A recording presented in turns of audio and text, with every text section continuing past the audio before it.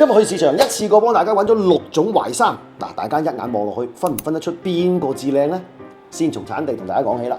淮山咧其實係分安徽、江蘇、廣西等等地產嘅品種，但係佢哋統一咧澱粉含量都比較高嘅，摸落去咧啲粉啊比較多，又叫做菜淮山，即係咧平時我哋炒菜啊、煲湯嗰啲咧效果一般般嘅啫。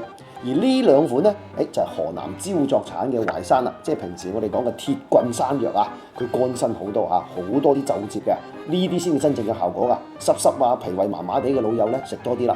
買淮山咧，至怕買到分流貨好似呢啲咁嘅菜淮山咧，一啲冇良心嘅商家就分流喎，搞到佢咧特別白雪雪，連個邊都分到黃晒。如果去埋個邊啊，你真係分唔清楚噶。即使咧係鐵棍淮山，都會有人分流嘅。呢兩款係咪都幾難分呢？分流咧就稍微會白少少，但係你一聞嗰陣味咧就唔對路啊。